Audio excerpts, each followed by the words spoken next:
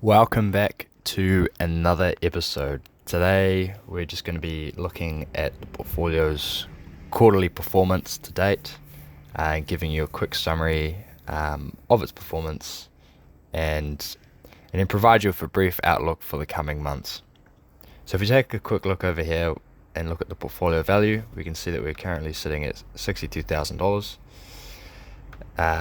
We're down $4,000 at the end of this quarter, which isn't the greatest, which comes back for a simple return of negative 8.2%. At the end of this month, the average dividend portfolio yield was at around 5.16%.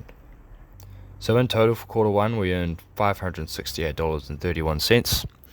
This was an increase of 137% from quarter one of 2022, and it's great to see this result, and I'm hoping we can just keep on plugging away and keep generating momentous gain to the portfolio in terms of dividend income, even during this bear market. So for the rest of the year, I'm expecting to be earning an additional $1,590 for the remaining 3 quarters, which is based off this 5.16 dividend yield. That works out to be around $530.22 per month.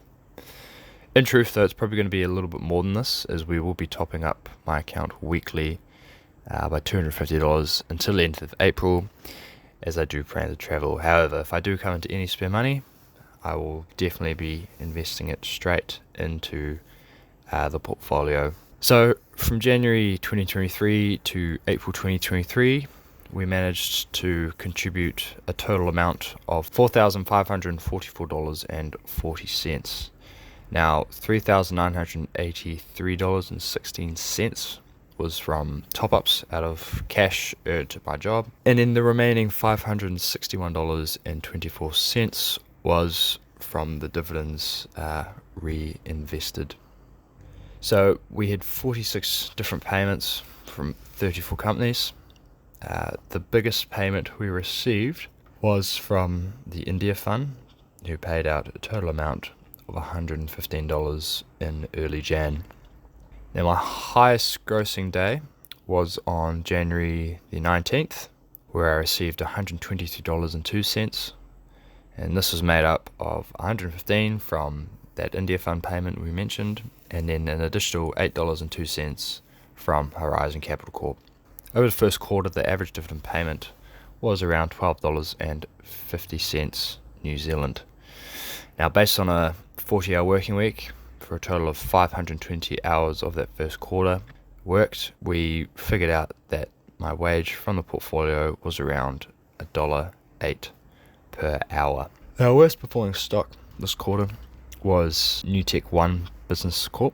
These guys dropped the most in the past 3 months by around 31%, which took them from $18.37 US to around $12.41. This is mostly due to the banking industry taking a massive hit. I don't know if you've heard, but Credit Suisse lost its entire 5-year profit in 1 year, which just is 1 year going past. And as it is a GSIB, which is a globally systematic important bank, it means that it's essentially not allowed to fail, which causes it to be propped up by US taxpayers. So we've seen this trend with Credit Suisse followed with other banks. Overall, they're making a lot less money as they are starting to tighten lending standards due to likely a recession now being just over 50%. I think it's sitting at 54% for next year.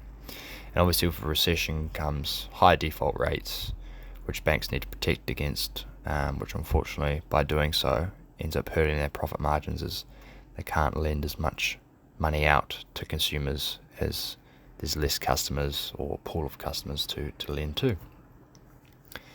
So I do expect Newt to cut their dividend payout. So I expected Newt to cut their dividend payout by about 50 to 70% to keep as much cash flow as possible in certain times. They did just do that, cutting their dividend from 70 cents to 18 cents. Would actually which actually works out to be a decrease of around negative 74%. And I actually do expect them to cut their dividend payout even more for next payout to retain as much cash as possible. What Barry Sloan, who's the CEO of Newtek, is actually doing is he's starting to buy more of that stock, so less payments do actually go out to shareholders, and that the payments that Newtek make without having to cut the payment actually get recycled back in Newtek's pockets. So the best performing stock that we had in the portfolio was Tesla. They went from $143.80 to around $162 or $163, which represented an approximate gain of 22% in the last 3 months. Now I know Tesla doesn't provide a dividend, which is what I'm all about, what I love, but I do have a couple of good growth stocks to bolster my portfolio and hedge against any dividend cuts, as through that growth would hopefully be able to offset any losses from that dividend cut. Looking ahead at the next 3 quarters of the year, I will continue to invest heavily in energy stocks such as Genesis, as based off past market performances during bear markets. Energy and utility stocks, as well as essential service products such as some consumer staples, actually are quite a good hedge against the bear market, as it's still a service which people are happy to pay for due to that necessity it brings with it. We're in a modern age where a lot of people cannot live without electricity, power. You're still going to go to the supermarket, you're still going to buy petrol at the pump, if not less of it, you're still going to pay for healthcare. So industries or businesses in that sector, I think, are a great hedge, and I'll continue to invest in that. So just to give that some perspective on that, energy, for instance, the sector itself is up around 52% total return, which is price plus dividends, compared to an 18% decline for the S&P 500, which represents the market. Sectors I'd advise you guys to stay away from, which I'm sure you already know, investing in areas like technology, financials, due to their high turbulence. Tech stocks don't have a proven track record in a lot of instances, and due to them not being around during the 2008 GFC, there's little investors have to be able to trust their management team and know how they're going to navigate rising interest rates, lower profits, and lower growth. However, in saying that, there's obviously 2 sides to everything.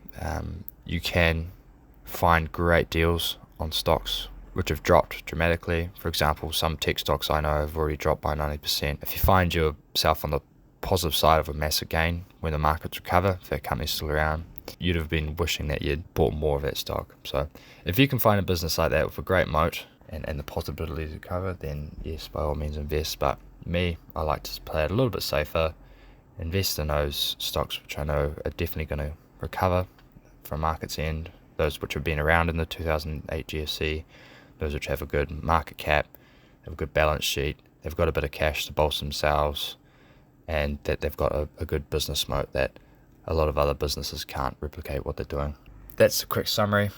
We're looking good, we're looking great. We've already had some payments come in for Q2 for April 2023, and I'm just looking to keep on the trend and hopefully try beat Q1 in terms of payments, and keep tracking along.